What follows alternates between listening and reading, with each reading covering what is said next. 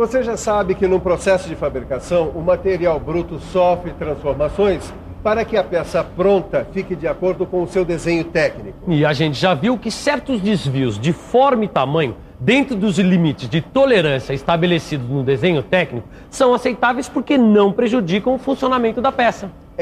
Mas em certos casos, para garantir a perfeita funcionalidade da peça, é preciso especificar o acabamento das superfícies. Por isso, na teleaula de hoje, você vai aprender a interpretar as informações sobre os estados de superfície trazidas no desenho técnico. Eu é que não perco essa teleaula por nada. O Tito está certo. Hoje é a nossa última teleaula do módulo Leitura e Interpretação de Desenho Técnico-Mecânico. Um tema tão importante que ainda vai aparecer em outros módulos deste curso profissionalizante.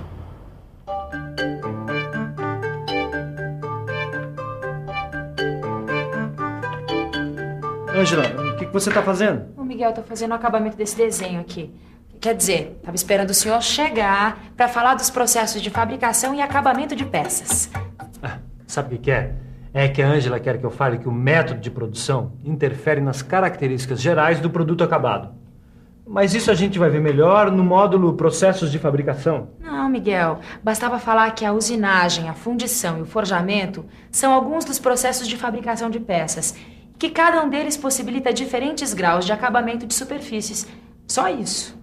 Mas tem uma coisa, né? Quanto melhor o acabamento, mais alto o custo de execução de uma peça. Por isso, as peças devem apresentar um grau de acabamento adequado à sua função e suas características. Olha, dá só uma olhada aqui. É que, na prática, a superfície real de uma peça nunca é igual à superfície geométrica, representada no desenho. Na fabricação de peças, as superfícies estão sujeitas a erros de forma e posição que determinam as tolerâncias geométricas. Esses desvios são considerados macrogeométricos e, dentro dos limites de tolerância, não prejudicam o funcionamento da peça. Agora, mesmo as superfícies executadas dentro dos padrões de tolerância geométrica apresentam irregularidades microgeométricas que constituem a rugosidade da peça, ou textura primária. Dá uma olhada aqui no computador. São marcas ou sulcos deixados pela ferramenta na produção da peça. Mas eu não consigo ver marca nenhuma aí, Ananias. Realmente, assim a olho nu fica difícil. Eu mesmo só percebi essas marcas o dia que eu fui pela primeira vez no laboratório de metrologia. Neste laboratório, eu percebi estas marcas minúsculas. Mas isso só foi possível graças à eletrônica, com o auxílio de aparelhos como o rugosímetro, o perfilógrafo e o perfiloscópio. Eles permitem avaliar com exatidão se a peça apresenta o estado de superfície adequado ao seu funcionamento. Aliás, você sabe como é feita a indicação do estado de superfície? Não faço a menor ideia, Ananias. Até 1984, as normas indicavam o estado de acabamento superficial através de uma simbologia que transmitia apenas informações qualitativas. Tito, a avaliação da rugosidade feita no Brasil hoje em dia é quantitativa, permitindo que ela seja medida. Então agora nós já podemos fazer uma avaliação da rugosidade. Certo, Silva, mas como é que se faz essa avaliação? A norma brasileira adota o sistema da linha média para avaliação. Certo. Repare no perfil dessa superfície. Eu vou pegar um desenho.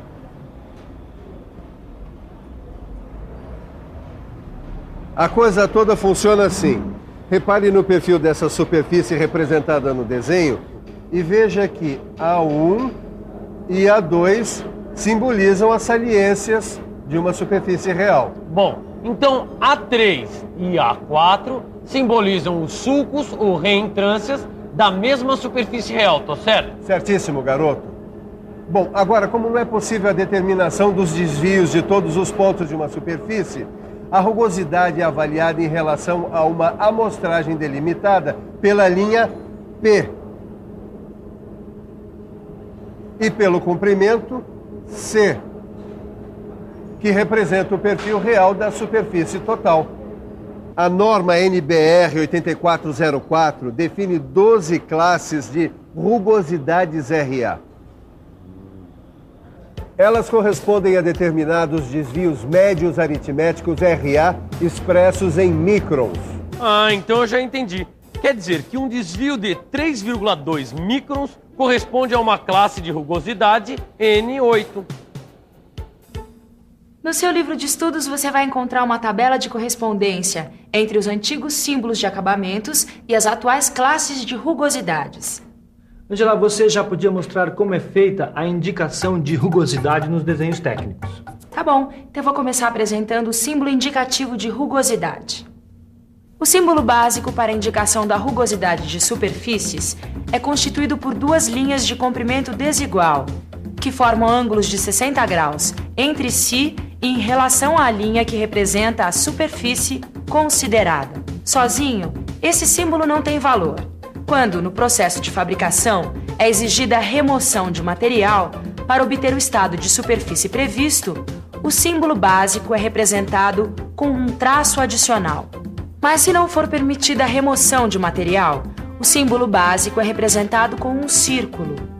O símbolo básico com um círculo também pode ser utilizado para indicar que o estado de superfície deve permanecer inalterado, mesmo que a superfície venha a sofrer novas operações. E assim, é indicada a remoção de material por fresagem. Mas não adianta muito a gente ter o símbolo da rugosidade se a gente não tiver o seu valor. É por isso que o desenho técnico deve trazer a indicação do valor da rugosidade. Essa indicação, ela é muito simples. O valor da rugosidade vem indicado sobre o símbolo, com ou sem sinais adicionais. Quando for necessário estabelecer os limites máximo e mínimo das classes de rugosidade, estes valores devem ser indicados um sobre o outro. O limite máximo deve vir escrito em cima.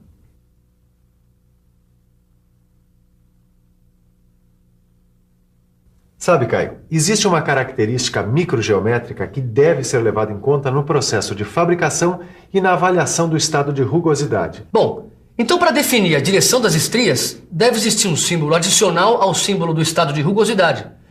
Esse deve ser o símbolo para a direção das estrias.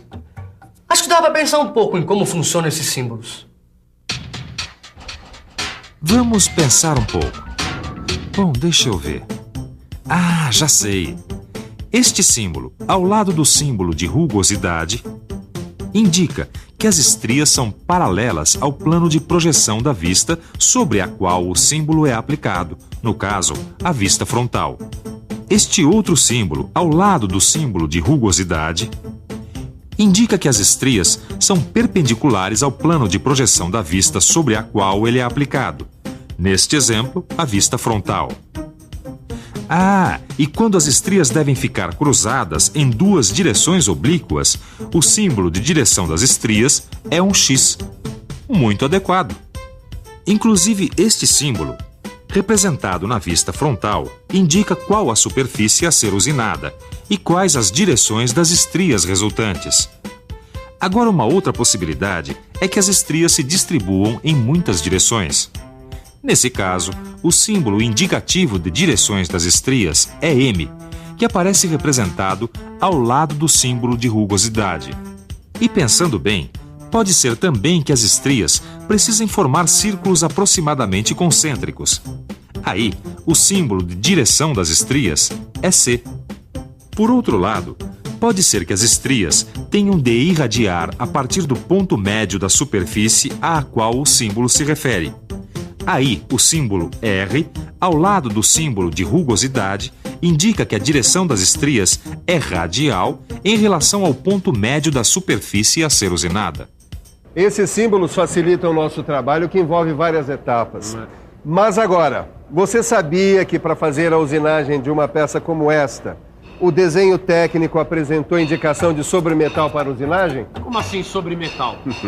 É que quando uma peça fundida como essa deve sofrer usinagem posterior, como a que a gente vai fazer, é necessário prever e indicar a quantidade de sobremetal. Não, sobremetal não é um metal a mais que vai ser eliminado na usinagem? Exatamente, espera aí que eu já te mostro. Olha aqui como é feita a indicação. Quando for necessário indicar esse valor, ele deve ser representado à esquerda do símbolo. Agora o pessoal já conhece todos os elementos associados ao símbolo de rugosidade, né, Miguel? Você podia aproveitar e rever a disposição do conjunto desses elementos para indicação do estado de superfície. Tá bom. Como vocês já devem ter percebido, cada uma das indicações de estado de superfície aparece junto ao símbolo de rugosidade em posição específica. Dá uma olhada aqui.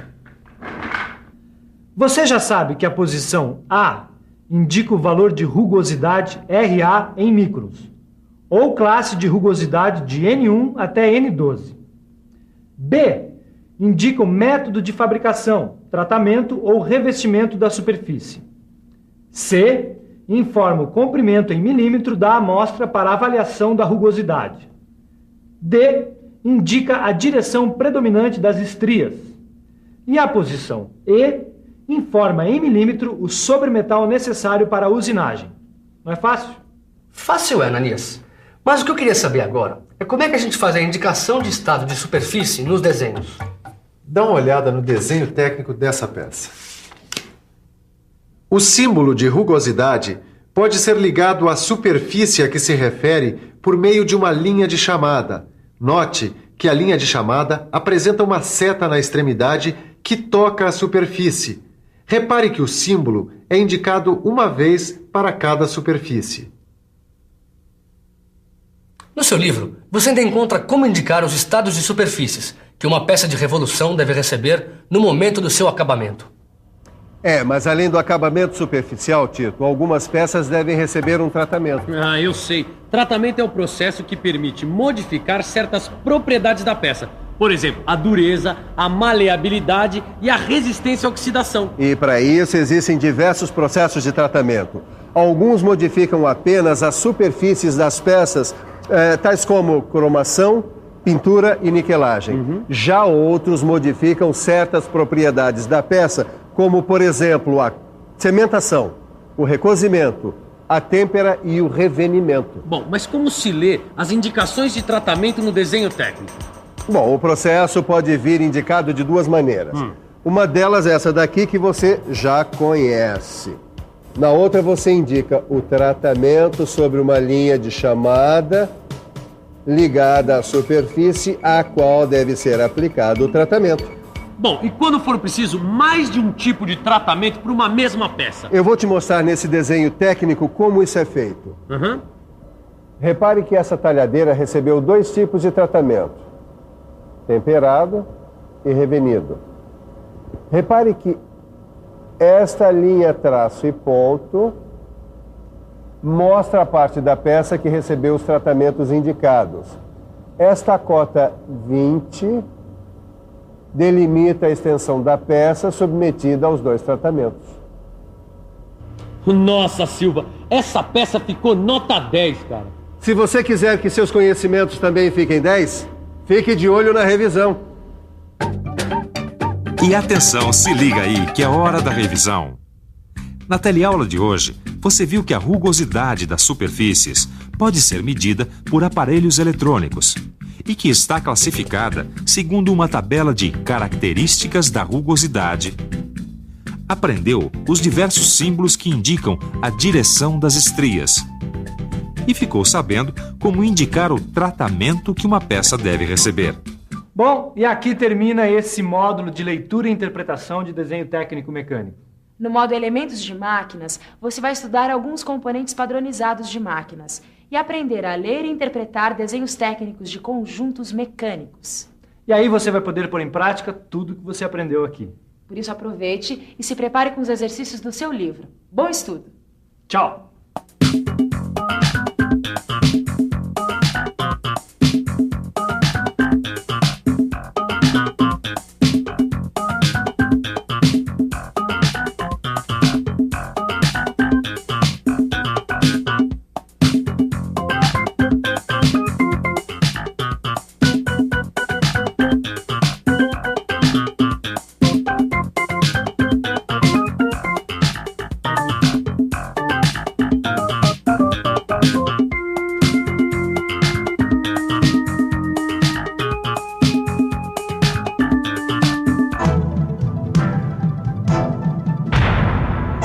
Telecurso 2000, um programa de educação do Sistema Fiesp e da Fundação Roberto Marinho.